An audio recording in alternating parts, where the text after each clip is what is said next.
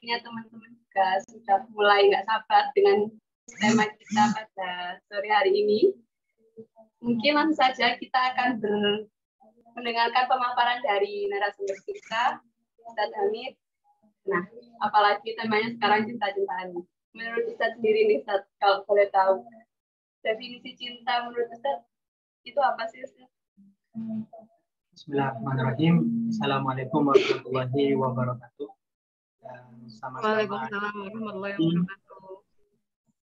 Kaprodi jurusan Bahasa Inggris, jajaran dosen, pengampu maupun penanggung jawab, beserta juga teman-teman dari HMJ, panitia yang telah memberikan kesempatan untuk kita bersama tentunya. Buat kalian dan buat saya juga ini kesempatan, karena ini termasuk ibadah terutama di bulan Ramadan. Semoga apa yang kita laksanakan pada hari ini menjadi bekal kita nanti di akhirat, selain dapat ilmu juga bisa menjadikan bekal untuk di akhirat nanti sebagai amal ibadah. Nah, jadi untuk mempersingkat waktu, kalau ditanya soal definisi cinta, jadi sebenarnya baik dari kalangan Islam, cendekiawan Islam, maupun yang di luar itu, maupun juga dari kalangan nasionalis kita seperti Buya Hamka, mereka memiliki definisi sendiri-sendiri. Karena memang kenapa sih definisi cinta itu bisa luas? Jadi saya sendiri susah untuk membatasi definisi itu. Tapi saya akan mencoba. Awalnya adalah pada awal mulanya kita kenali dulu letak cinta itu sendiri kan di hati. Dalam bahasa Arab sendiri hati itu memiliki banyak bahasa. Di antaranya kolbun yang paling terkenal ya, yang paling sering kita dengar kolbun lah. Dan dalam bahasa Arab sumya bihi litaqallubi. Dikasih nama kolbun itu kenapa? Karena hati kita itu sering berubah kan, perasaan itu kayak gitu. Bisa suka, bisa tidak, nggak bisa dipaksa untuk suka, nggak juga bisa dipaksa untuk membenci. Itu hati. Dan bahasa yang lain dari hati itu juga fuad. Sumya bihi li'anna fihi al-fawadin. Dikasih nama fuad itu karena kata ulama di dalam hati ini ibarat ada 1000 lembah. Jadi dalam bahasa Indonesia sendiri mungkin kita sering mendengar kata-kata dalamnya laut bisa diselami, tapi dalamnya hati siapa yang bisa. Jadi kalau mau bicara tentang definisi susah. Cuman saya pernah merangkum dalam 2 bait syair, yaitu al-hubbu ma la yuqasu bil lisan wala yudraku bil ain bal bil jinan. Itu yang pertama. Jadi cinta itu nggak bisa, sudah jelas, la yudrak la yuqasu bil lisan. Nggak bisa diungkapkan dengan kata-kata. Kayak apa sih rasanya? Seperti apa sih bentuknya? Gimana sih menurut? Nggak bisa. Karena cinta itu ya cuma bisa kita rasakan. Hanya orang yang merasakan yang tahu ya kayak gini. Tapi nggak bisa diungkapkan. Kata ulama pun nggak ada yang bisa. Wala yudraku bil ain. Nggak bisa dibaca indera juga bentuknya kayak gimana. Kita cuma mendengar sekedar nama. Nggak bisa. Bal bil jinan. Balik ke tadi, ya hanya hati yang tahu. Cuman ada sedikit kriteria yang mungkin bisa membatasi tentang cinta, terutama dalam pandangan Islam. Jadi ada kata-kata seperti ini. Baik keduanya adalah fa innal hubba laisa huwiyan yahwika. Jadi cinta itu beda dengan hawa nafsu, jangan disamakan. Jadi cinta itu intinya bukan hawa nafsu yang bisa menjerumuskan kita atau merugikan kita, baik diri kita sendiri maupun orang lain. Fa innal hubba yuhabbibuka an la yukhalifa. Justru sebaliknya, persis seperti kutipan Bianca pada bukunya Tenggelamnya Kapal Van der Weyck ya, kalau nggak salah. Beliau sendiri juga mengungkapkan hal yang sama dengan bait kedua ini. Kalau cinta itu justru akan menimbulkan di hati kita cinta kepada sesuatu yang tidak melanggar. Jadi tidak melanggar baik dari syariat, tidak merugikan kita, itu justru kita itu seperti itu. Nah, jadi cinta itu nanti akan di poin selanjutnya ya. Jadi nggak akan saya keluar sekarang. Intinya itu anugerah dari Allah yang nggak mungkin kalau orang jatuh cinta terus saya semenjak jatuh cinta jadi susah belajar ini sumpah. Nah, perlu diketahui berarti itu hawa nafsu. Karena seperti di bait kedua tadi, cinta bukan hawa nafsu, berbeda. Tidak akan menjerumuskanmu dan justru akan menanamkan cinta kepada hal-hal yang baik. Justru akan menjadi motivasi. Jadi mungkin itu saja definisi yang bisa dari saya pribadi tentunya dari banyak apa yang saya baca, saya dengar, saya bisa mendefinisikan sebatas itu saja. Luar biasa sekali. Nah, kan tadi sudah berbicara mengenai definisi Ustaz. Terus bagi kita, terutama yang masih muda-muda kan biasanya labil kalau masalah soal cinta. Tadi sudah dijelaskan bahwasanya kalau buat males itu bukan cinta tapi lebih hawa nafsu. Terus apa boleh sih Ustaz jatuh cinta menurut Islam? Jadi pertanyaan yang kedua adalah, bolehkah sebenarnya kita ini menaruh perasaan kepada orang lain? Jadi kita tidak membahas dulu tentang gimana perasaan kita kalau sampai itu menjadikan kita malas atau melanggar dan lainnya ya. Karena tadi pertanyaannya bolehkah? Saya jawab sesuai pertanyaan saja. Nah, kalau pertanyaannya bolehkah, maka dari riwayat hadis ya, insya Allah kalau yang pernah pondok atau pernah ikut mengkaji kajian, senang membaca hadis pasti pernah dengar hadis ini. Walaupun ada beberapa riwayat, ada yang mengatakan Rasulullah mengatakan hadis ini kepada Sayyidina Ali. Ada juga yang mengatakan bahwasanya riwayat ini ketika Rasulullah membonceng sepupunya yaitu Sayyidina Abdullah bin Abbas, putra dari pamannya. Ini pernah Rasulullah ini naik unta ya pada zaman itu atau keledai, Sayyidina Abdullah bin Mas'ud yang mungkin umur 15, 17 ya sudah mulai remaja, itu bonceng di belakang beliau, tiba-tiba tidak sengaja berpapasan. Beliau lewat berpapasan dengan wanita. Sayyidina Abdullah bin Mas'ud melihat. Lalu sama Rasulullah dipalingkan wajahnya dan Rasulullah berkata, laka ula wa alaikatani. Ini kata-kata yang sangat terkenal. Laka ula wa alaikatani. Yang pertama tadi nggak sengaja kita papasan, sudah itu rezeki dari Allah. Nggak masalah. Wa alaikatani, tapi jangan terus dilihat lama atau diulang lagi, nanti bisa menjadi dosa. Jadi dari sini saja ketika kita melihat Rasulullah nggak bilang, wih dosa, haram, aur, enggak. Jadi sudahlah, sudah terjadi. Lalu perasaan kepada orang lain seperti apa? Di definisi tadi saya sudah jelaskan sedikit. Hati itu ditakol lebih kan, tidak bisa kita paksakan suka dan tidak suka.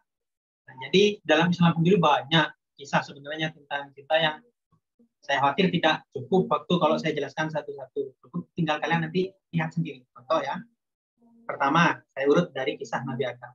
Kita semua di sini nih, yang Muslim tentunya dan non-Muslim pun pasti kalau ditanya mau masuk surga, jawabannya masuk surga. Kan kita yang Muslim susah kayak sholat, menahan lapar, dahaga seperti sekarang puasa dan belajar.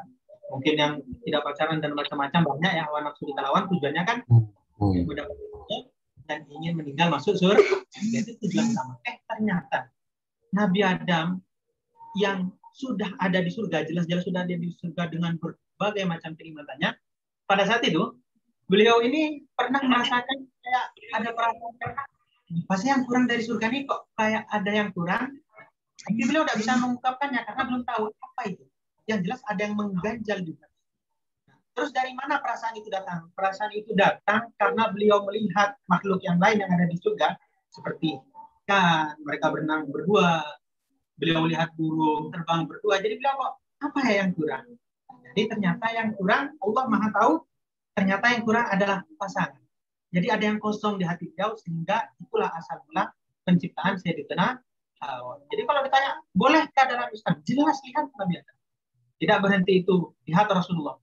Rasulullah Shallallahu Alaihi Wasallam ya, dikenal pada tahun ke-10 kenabian dengan sebutan Amul Husni. Ini juga terkenal. Kita pasti yang membaca sejarah, apalagi lulusan madrasah, pasti tahu. Ada tahun disebut dengan tahun kesedihan. Kok bisa dibilang tahun kesedihan? Karena Rasulullah sedih ditinggal istrinya. Itu tandanya Rasulullah jatuh cinta kepada seorang wanita dan wanita itu sekarang tidak ada. Sampai dikenang dengan tahun kesedihan. Bahkan Rasulullah tidak menikah sampai 1 tahun di dalam riwayat, sampai ada sahabat yang bertanya, Rasulullah, kok nggak menikah? Padahal kamu ini perlu seseorang yang mengurusmu, kamu juga punya anak dan seterusnya. Apa jawaban Rasulullah? Rasulullah berkata kepada orang itu, masih adakah wanita di dunia ini selain Khadijah? Saking besarnya cinta Rasulullah. Dan banyak kisah tentang Rasulullah romantis dengan Sayyidatuna Khadijah. Sayyidina Ali pun demikian.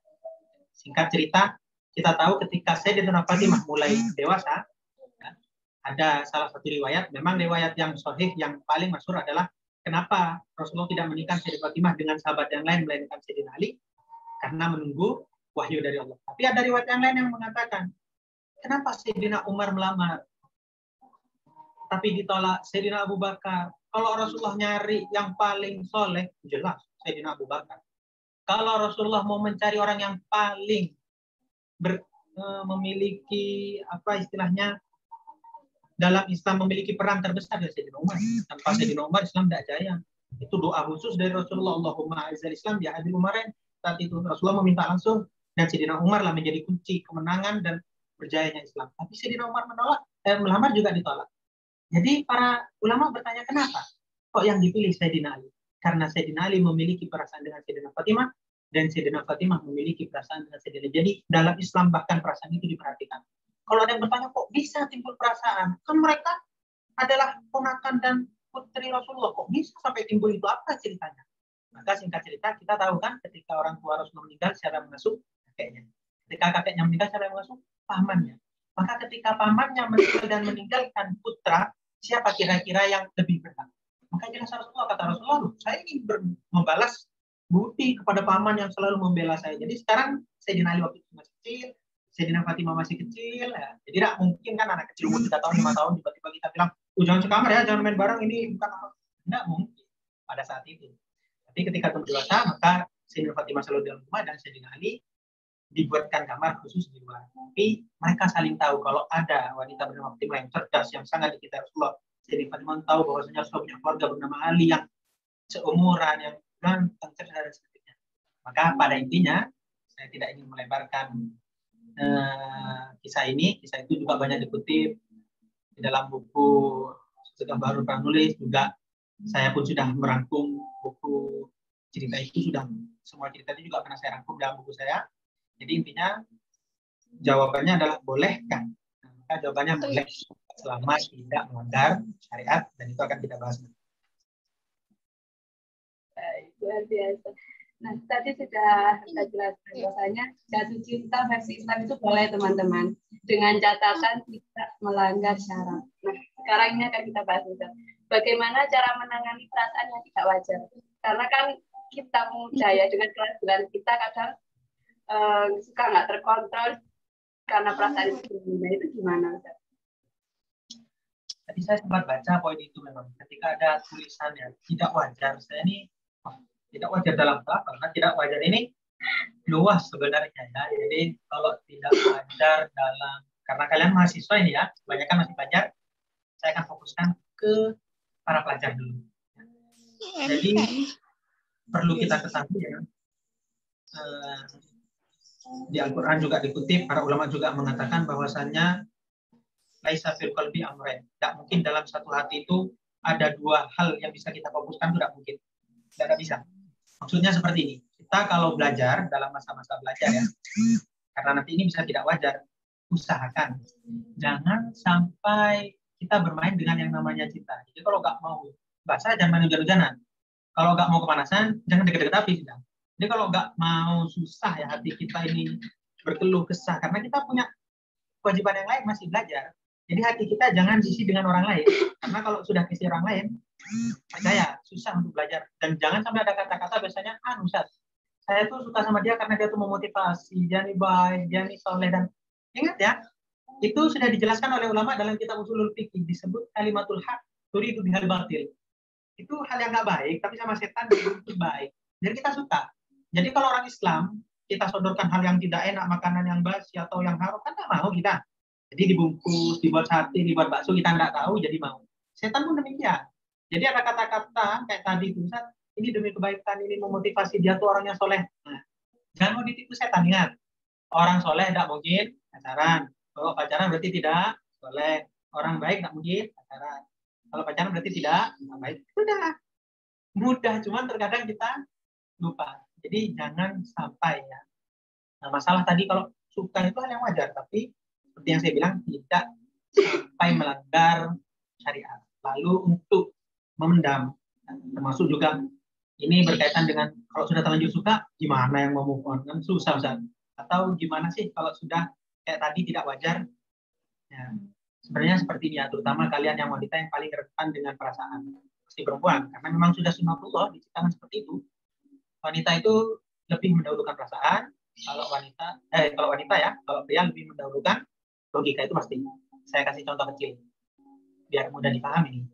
Kalau ada orang tua laki perempuan contohnya ya, punya anak mau mondok ya, atau ya mau mondok lah, anggaplah pasti ibu mikirkan, aduh Gimana ya nanti anak di sana nyucinya gimana ya, nanti kalau sakit gimana, perasaan didahulukan. Ayah enggak, logika. Masa bodoh dengan itu, ayah pasti bilang, anak yang lain bisa, kenapa anak saya enggak? Nah, mereka juga kecil makan bisa, nyuci bisa, kenapa anak saya enggak? Kita mendahulukan logika lagi. Jadi dalam cinta ini sebenarnya yang paling sering dirugikan nanti akan wanita. Kenapa? Karena mereka yang akan bermain perasaan. Jadi saya sampaikan ini dulu, biar kalian mencegah.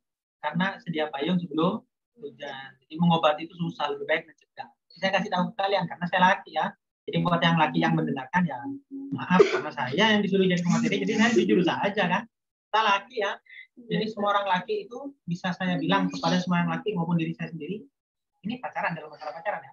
Kalau ada orang laki, pria, pacaran cuma punya satu pacar, setia dengan satu, kan orang laki bodoh namanya. Kenapa saya bilang bodoh?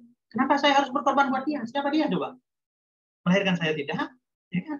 Logikanya seperti itu kan, laki pasti mikir gitu. Jadi kalau ada orang laki bilang, saya akan setia, bohong. Ketika dia bilang setia padamu, saya tidak akan melanggar janji. Di saat itu dengan yang sama dia bohong. Kenapa? Saat yang sama dia telah melanggar Allah. Allah dilanggar, apalagi kamu.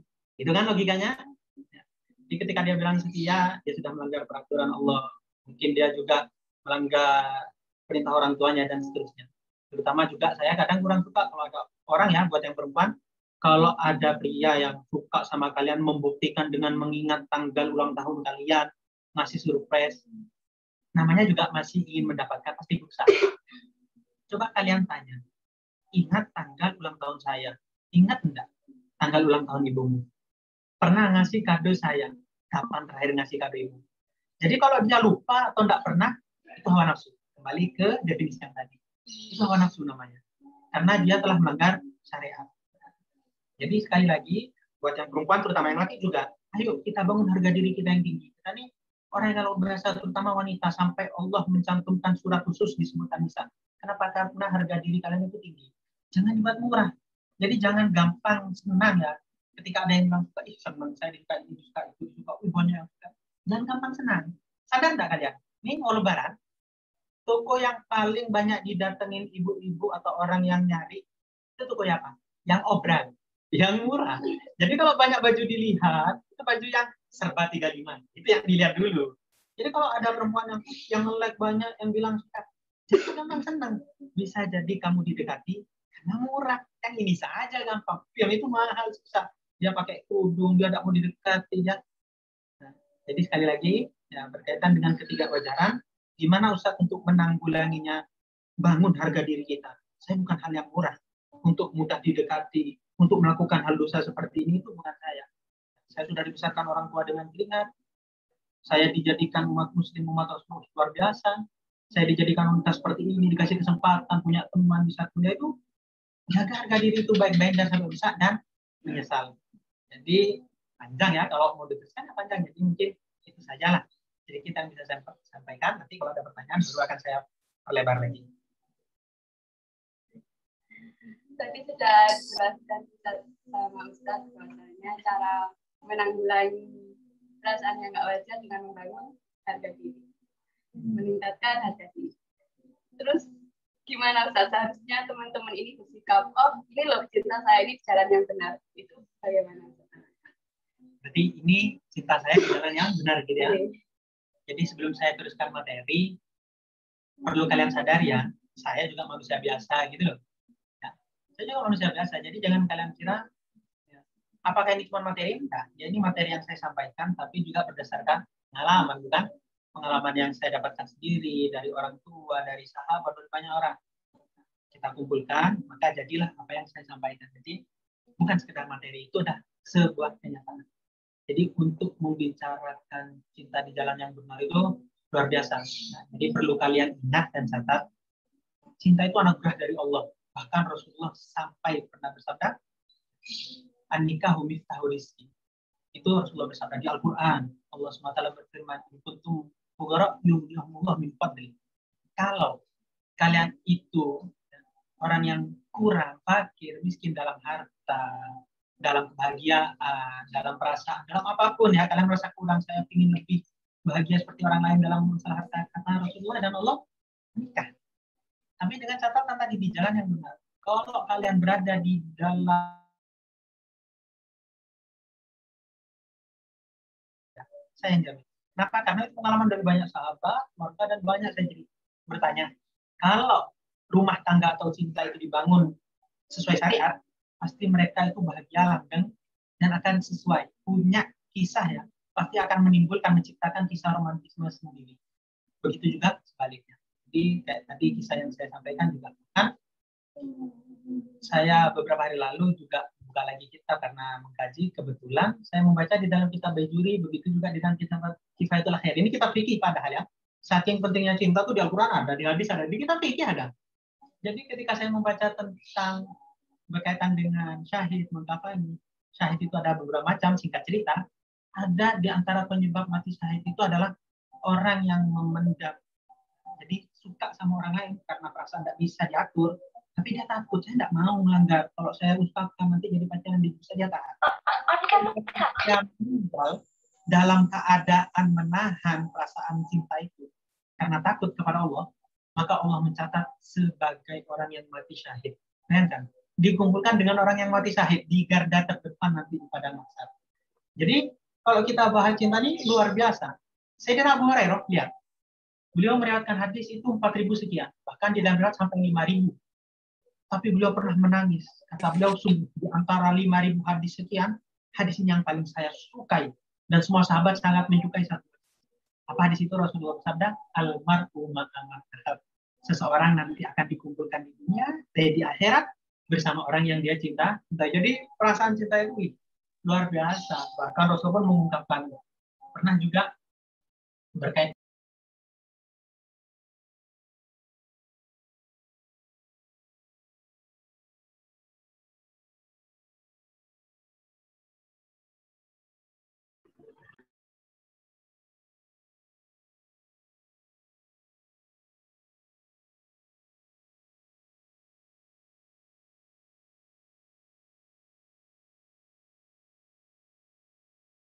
yuhibbullah wa yuhibbur rasul. Tapi Rasulullah, saya punya satu amalan, itu saya cinta kepada Allah dan kepadamu. Maka Rasulullah menjawab, anta ma'aman ahbabta, kamu akan dikumpulkan bersama orang yang kamu cintai. Jadi luar biasa. Kalau cinta itu berada di jalan yang benar, gimana untuk mendapatkannya? Jadi sekali lagi, dah, ya saya no, katakan tidak sudah untuk pacaran itu, gak ada baiknya. Allah SWT juga sudah berfirman kan, yang kalian juga kan di dalam surat Al-Isra ayat 32, wala taqrabuz zina, jangan mendekati hal apapun yang bisa menyebabkan, termasuk ya pacaran. Jadi jangan, nah, karena pacaran itu akan justru akan menyebabkan fainau fahishatan wa sa'a sabila. Dari dulu itu hal yang nggak baik dan hanya akan menuntun kalian kepada jalan sengsara, nanti akan nyesel. Jadi jangan. Maka gimanakah menjalin cinta yang baik? Pertama, jelas berkaitan dengan usia. Insya Allah kalau kuliah ini sudah usia semua. Makanya saya akan jelaskan hal yang paling penting, yaitu ta'aruf. Itu adalah jalan yang benar dalam cinta, bukan pacaran. Jadi beda pacaran dan ta'aruf. Apa bedanya? Satu, yang pertama ya, ta'aruf itu dilakukan ketika kita memiliki keinginan memang untuk menikahi. Saya, kalian yang ingin menikahi dia, ada keinginan, baru kita boleh berkenalan. Jadi kalau enggak, saya masih nyari kerjanya, mungkin ini ya, mungkin itu. Itu namanya nyicipin. Ya, kalau makanan itu kan, saya pengen coba ini, pengen coba itu. Enggak ya beli tapi. Nah, jadi beda kalau sudah pacaran. Kalau taruh itu memang dia suka. Saya sudah, kalau diterima, saya akan menikahi dia. Nah itu taruh. Yang pertama. Syarat yang pertama ya, ada keinginan besar untuk menikah, dan kedua mampu. Jadi mampu ini maksudnya saya pasti diterima gitu loh. Ini single. Nah, jadi sebelum janur bening melengkung gitu kan, bukan istri orang, ya, bukan suami orang, gitu kan. Ada kemungkinan kita diterima, bukan anak presiden, ya kan? Bukan anak orang yang kira jauh, enggak, sekufu istilahnya. Nah, jadi sekufu ya, ada kemungkinan untuk diterima. Nah yang ketiga, ta'aruf itu tidak melanggar syariat, tidak boleh berdua-berduaan gitu. Ta'aruf itu yang laki datang ke rumah yang perempuan, atau tidak harus di rumah. Nggak enak kita ajak makan di luar boleh, tapi yang perempuan ngajak keluarganya, karena kita untuk menyampaikan tujuan kita, saya ingin serius dengan putri bapak, adiknya, kakaknya, dan ponakan. Yang penting perempuan itu bawa walinya, boleh enggak di rumahnya, cuma biasanya dilakukan di rumah. Itu yang disebut taruh. Jadi kenalan, seperti ini anaknya, saya seperti ini, keluarganya seperti itu. Nah, jadi intinya tidak melanggar syariat. Itulah yang disebut dengan taruh ya. Sekali lagi, ada keinginan untuk menikah dan memungkinkan kita untuk menikah, harus diterima, dan tadi tidak melanggar syariat, tidak berbuat, tidak seperti itu. Kita datang ke tempatnya. Jadi mungkin itu sedikit yang berkaitan dengan cinta di jalan yang benar, artinya tidak dengan melanggar syariat. Bisa dipahami ya teman-teman, gimana tadi cinta di jalan yang benar. Saya masih ada yang gelitik nih, Ustaz. Kan tadi jenengan jelaskan bahwasanya kalau kita memendam perasaan sampai akhirnya kita meninggal, justru menjadi jahil.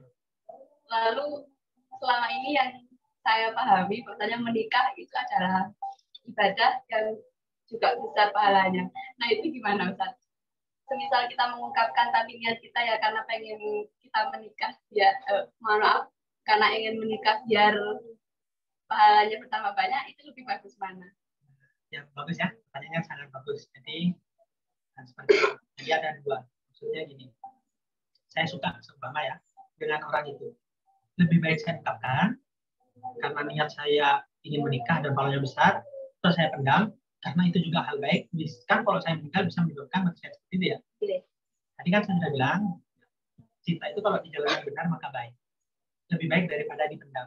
Dengan catatan apa? 3 syarat tadi. Nah, jadi kalau saya semuanya suka sama seseorang sekarang, lihat saya, siapa saya?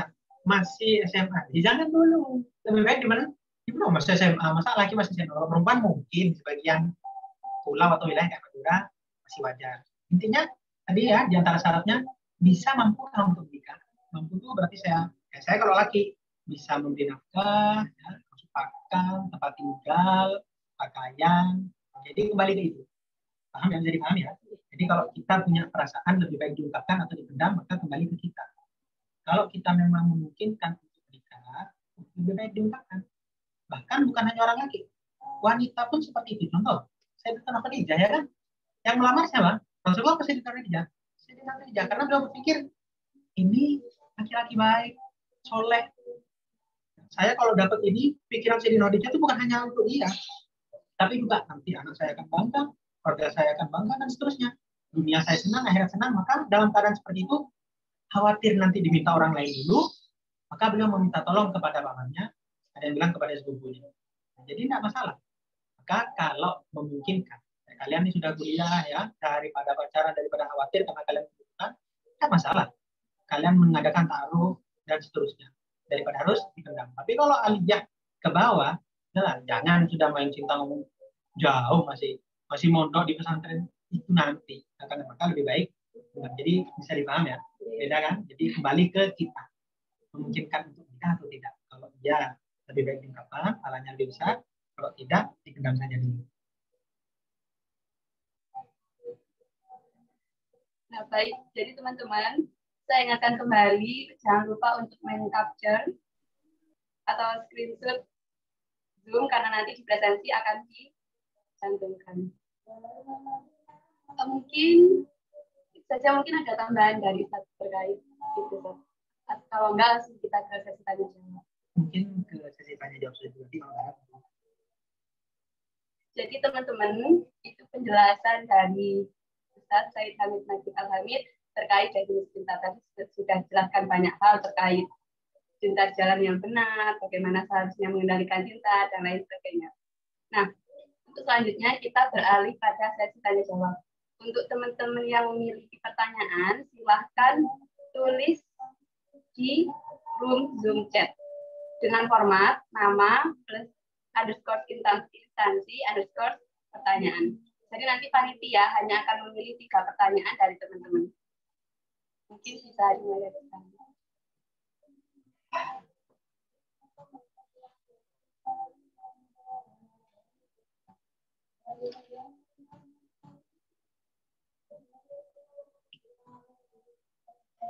Sambil menunggu mungkin ya. Yes. Nah, jadi tadi ada yang tidak bahas, saya nggak bahas itu kriteria.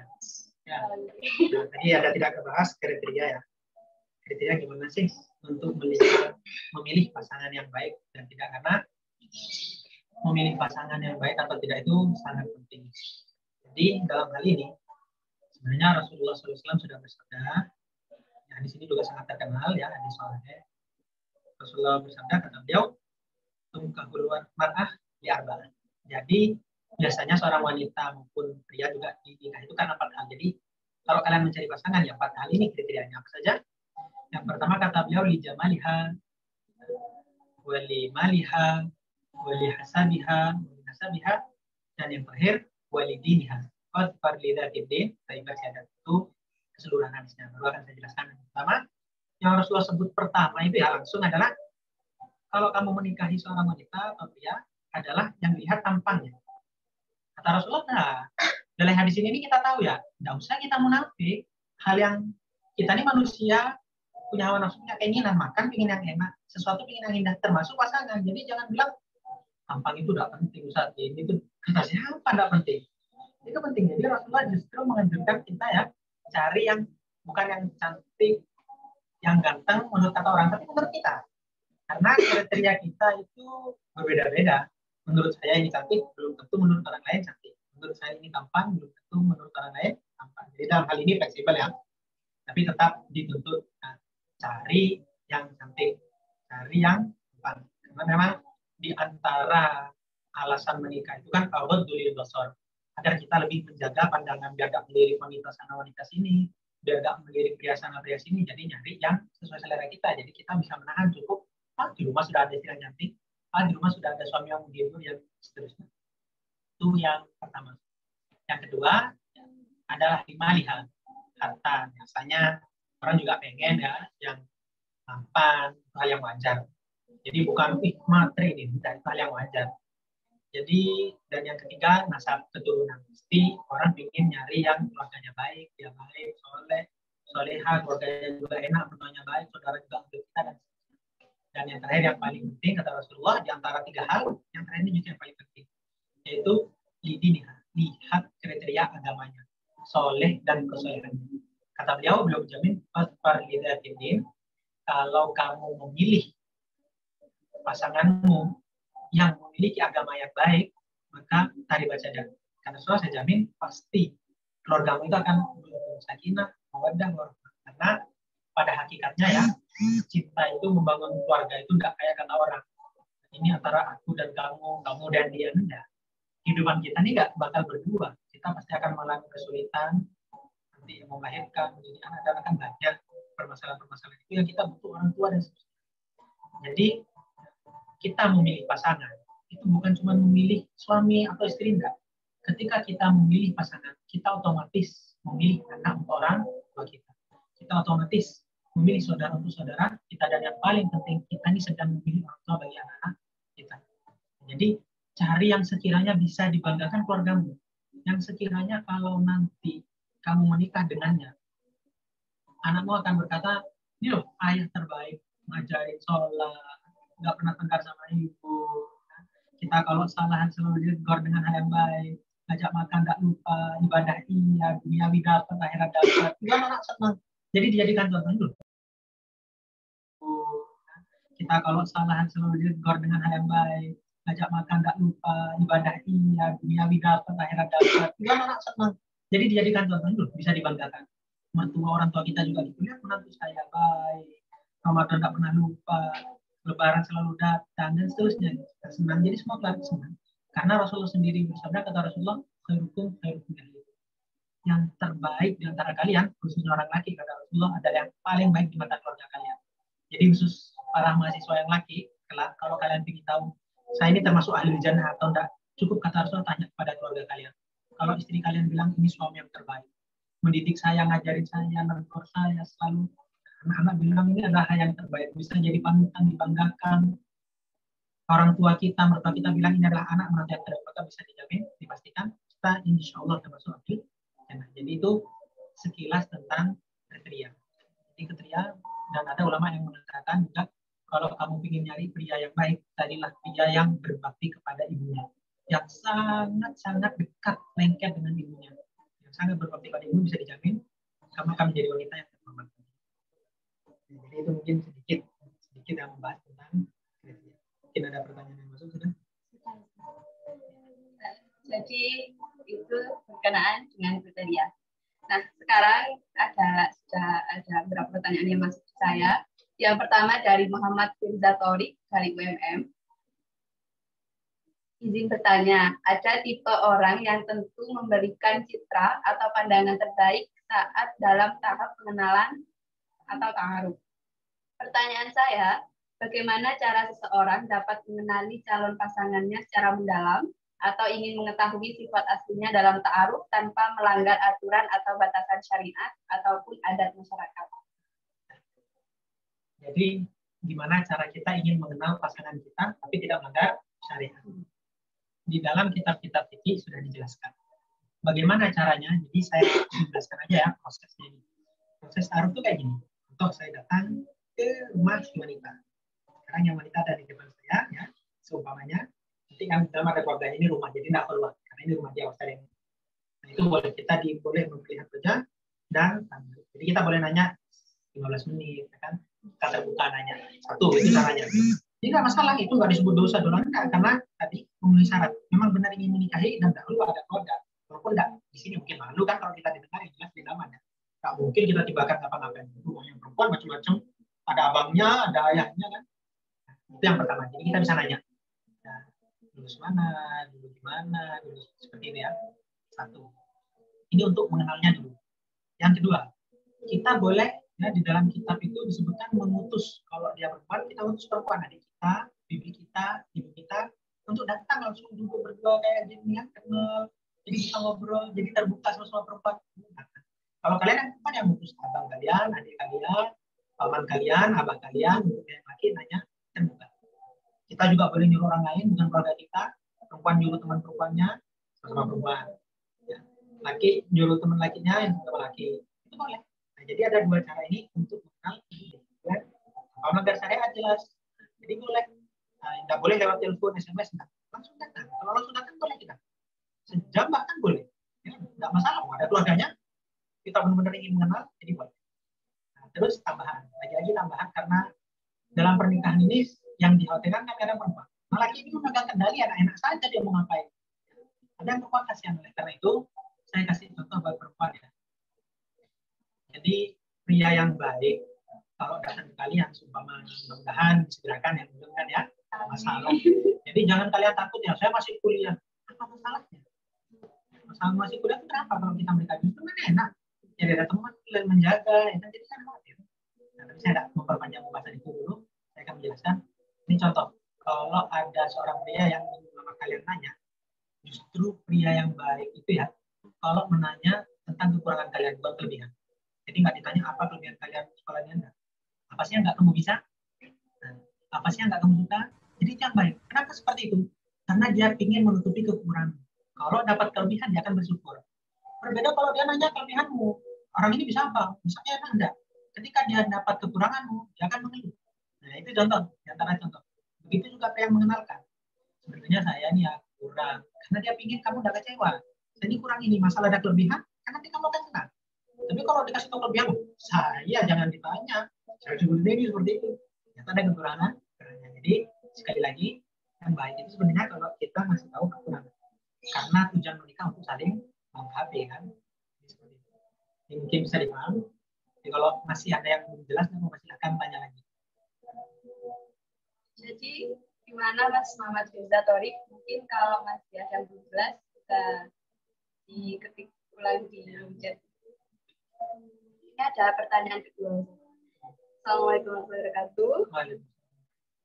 Saya Helena Fitri. Pak Ustadz mau bertanya, jika menunggu seseorang yang kita cintai bagaimana? Sedangkan yang sedang ditunggu sedang tidak mau berpacaran. Menunggu seseorang yang tidak mau pacaran.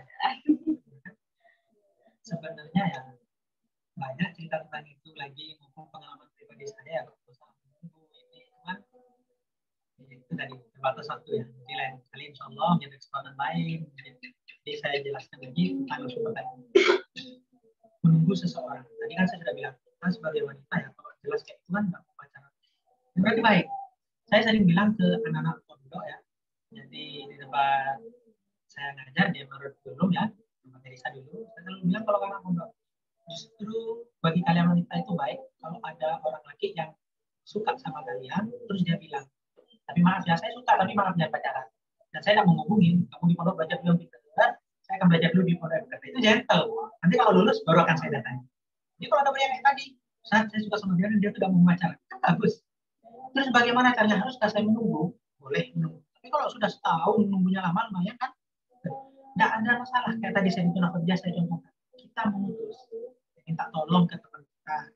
Coba tanya dia, mau nggak kira-kira kalau saya ingin serius teman, kan? Atau saudari kita, saudara kita, coba tanya. Nggak usah malu. Malu itu bermaksiat tuh malu, pacaran malu. Ya, pengen serius malah malu. Jangan balik. Lahaya fiddin. Kalau untuk hal baik dalam agama, jangan malu, jangan balik. Justru kalau dalam hal seperti ini serius mau menikah, ungkapkan. Tapi kalau kita mengungkapkan nanti, gimana saudara saya perempuan masa justru itu godaan setan ya. Kamu malu kayak tadi kembali tadi pacaran, lu malu kayak tadi. Apalagi sampai apa istilah kata orang sering bucin, itu malu. Kamu membuang harga dirimu untuk maksiat itu malu. Tapi kalau untuk hal yang baik ke depannya itu tidak membuang harga diri. Jadi saran dari saya ini dari peluang terbaik, boleh tanya ke yang lain. Cuma kalau dari saya, maka ya kalau sudah menunggu sekiranya lama, kalau nggak lama baru sehari, sebulan. Tapi kalau sudah lama, tidak masalah. Kita ingin tahu jawaban daripada kita digantungkan, kita butuh seseorang. Kalau diterima alhamdulillah, kalau tidak ingat kata Sayyidina Ali, saya ini selalu berdoa. Kalau dikabulkan saya senang, kalau tidak dikabulkan saya jauh lebih senang. Kenapa demikian? Karena berarti Allah menentukan sesuatu yang jauh lebih baik. Ketika saya doa nggak dikabulkan, Allah tahu ini nggak baik. Jadi mungkin itu. Ada yang lain? Untuk pertanyaan yang ketiga, terakhir. Assalamualaikum, saya Iqbal dari UMM. Izin bertanya, bagaimana pendapat Ustaz mengenai seseorang yang memiliki perasaan kepada orang yang berbeda agama? Terima kasih. Jadi begini, ada sebuah teori seperti ini. Semakin besar pahala yang kita dapat, akan semakin besar, akan semakin berat ya, cobaannya. Begitu juga kebaikan, akan semakin besar berat cobaannya, ibadah tersebut kita lakukan berat, itu tandanya semakin besar pahalanya. Allah bersabda pada Sayyidina Isa, ajuki ala qadri masih dikira itu tadi. Intinya berkaitan dengan cinta ini kan beratnya luar biasa. Sekali lagi saya bilang bukan cuma materi, saya pun pernah merasakan ada, susah untuk tidak menyukai orang yang terlanjur kita sukai, dan untuk menyukai seseorang yang nggak kita sukai itu susahnya luar biasa. Tapi ingat, jadi semakin besar cobaan atau ibadah yang kita lakukan, semakin besar pahalanya. Maka kalau saya menanggapi gimana kalau kita punya perasaan kepada orang lain yang tidak seagama, di Al-Quran sudah jelas. Di Al-Quran itu disebutkan beberapa kali. Sultan berfirman, jangan sampai kita suka dengan orang yang lain beda agama, walau jagat. Sekalipun dia membuatmu takjub terpesona ya, agama kaya lengkap baik, tapi bukan muslim, maka nggak baik. Maka kata Allah SWT, maka lebih baik budak.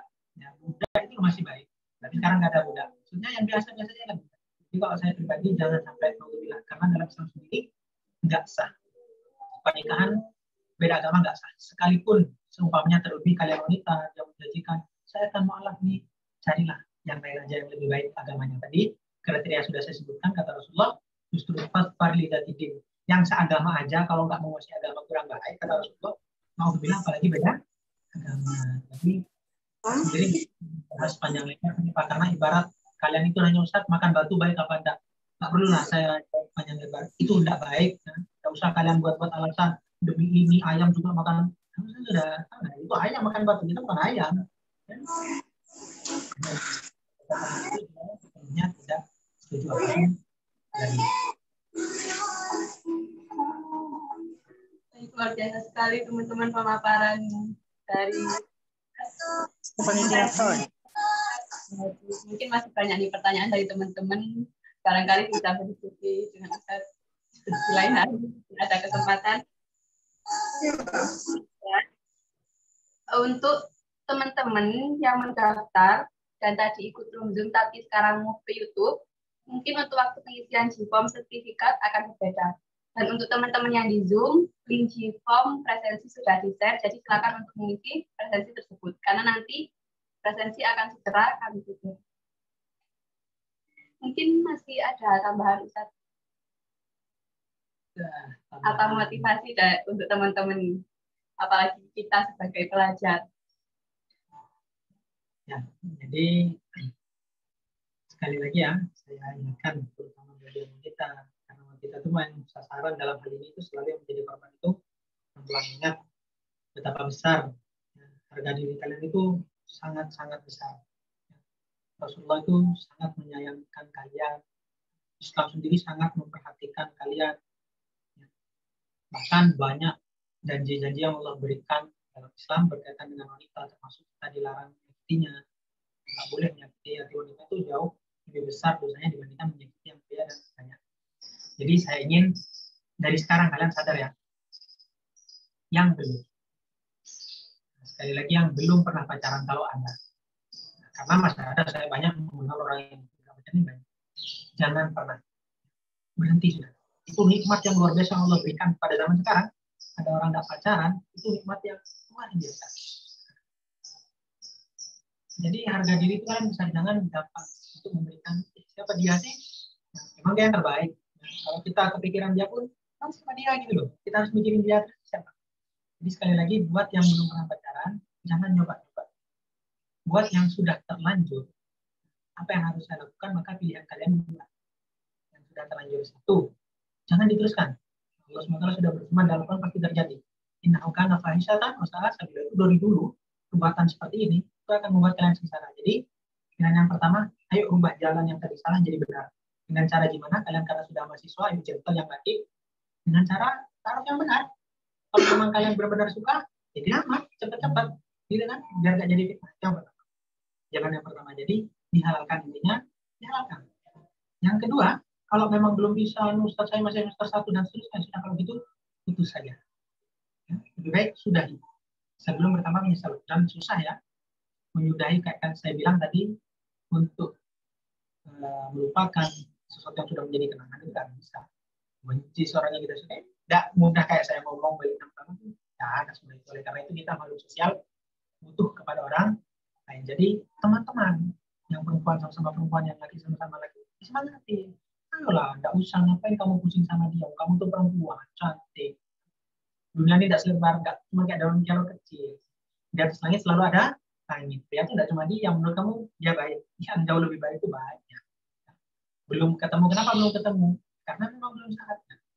Jadi kita yakinkan kalau harga diri itu untuk apa sih saya pusing mikirin dia? Siapa dia? Kenapa kita tidak pusing mikirin diri kita sendiri? Atau orang tua kita selalu mikirin kita? Nah, terus dia. Nah, jadi sekali lagi bangun harga diri itu pertama buat yang perempuan, ingat ya, yang pacaran itu pasti bukan orang, nah, kemungkinan besar. Jadi kalau orang baik nggak mungkin pacaran, itu sudah teori. Jadi jangan ada lagi kalian ya bilang karena dia baik, karena ini, jangan ya. Apapun sebenarnya hal kumpul laki perempuan itu sebenarnya kurang baik, teman tidak mungkin ya. Zaman sekarang terutama kalian mahasiswa, maka paling baik dengan cara menjaga diri. Sebenarnya berkaitan dengan cinta ini juga aurat itu penting ya. Penampilan gimana, karena kayak saya bilang tadi kan sedia payung sebelum hujan. Kalau nggak mau basah ya jangan hujan-hujanan. Sebelum jatuh itu sebenarnya ada hal yang lebih penting yang kita bahas, wanita berpenampilan kan, dan seterusnya. Karena dalam Fathul Mu'in itu juga disebutkan ya, sebenarnya menjadi hal ini nih yang menjadi pokok adanya maksiat berkaitan dengan pacaran itu yang perempuan, karena memang perempuan lebih menarik perhatian.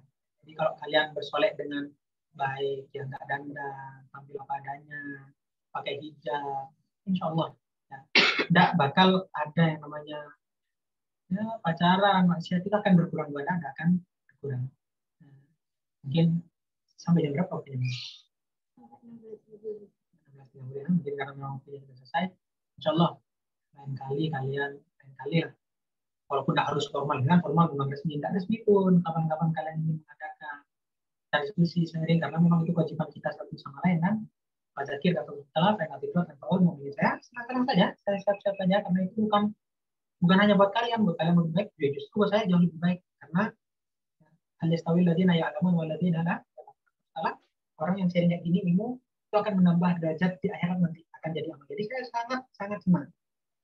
Mau resmi mau enggak diajak sharing itu senang. Jadi lain kali kalau kalian pengen kumpul kayak di mana atau ke sini akan meneruskan lanjutan dari ini, saya sangat terbuka dan senang, karena itu kesempatan dan kebaikan buat kita berdua. baik langsung maupun nanti lewat handphone kayak tadi yang sudah dikatakan Mbak Isa. Nah kan, yang penting ada kesempatan dan bisa saya jawab. Kalau enggak ya saya jadikan PR. Nanti saya minta tolong ke teman-teman yang lain untuk menjawab. Mungkin itu saja yang bisa saya sampaikan karena memang materi ini materi yang berat sebelumnya ya, berat tinggal luasnya. Kalau mungkin ada tambahan ya akan ada terus tambahan, tambah dan terus. Saya jadi lebih baik memang lebih enak daripada seminar talkshow kayak gini karena saya lebih tahu kan kebutuhannya jadi saya jawab sebagainya. Jadi sekali lagi mungkin itu yang bisa saya sampaikan, kurang lebihnya saya mohon maaf ya. Kita pasti bisa ya, Allah SWT berfirman dalam Al-Quran terakhir sebagai motivasi kita bersama. Allah SWT berfirman dalam surah Ar-Ra'd A'udzubillahi minasyaitonir rajim bismillahirrahmanirrahim innallaha la yughayyiru ma biqaumin hatta yughayyiru ma bi anfusihim. Kata Allah tidak akan merubah kita sampai kita yang memulai. Jadi kita kalau ingin berubah menjadi lebih baik, kita mulai dari diri kita sendiri. Kita berusaha pasti bisa menjadah wajah ada yang mustahil. Jadi sekali lagi yang punya perasaan apapun itu kita bisa lanjutkan nanti diskusinya. Yang intinya membuang jauh-jauh dari maksiat karena maksiat itu hanya akan membuat kita secara taat kepada Allah karena dunia ini Allah rezeki di tangan Allah. Kalau kita taat kepada Yang Maha Kuasa pasti hidup kita akan menyenangkan. Sekali lagi surat Ar-Ra'd ayat 11 tadi itu menyatakan kalau memang benar-benar mau berubah, proses awal itu dimulai dari kita, bukan orang lain, bukan saya, bukan guru, orang tua, enggak. Kita yang mulai. Jangan takut untuk melangkahkan kaki untuk berubah, karena kalau kita mau niat yang besar, Allah pasti akan membantu. Itu saja mungkin yang bisa saya sampaikan. Hadayani wayakum. Kalau apabila ada kurang lebihnya saya minta maaf. Wassalamualaikum warahmatullahi wabarakatuh.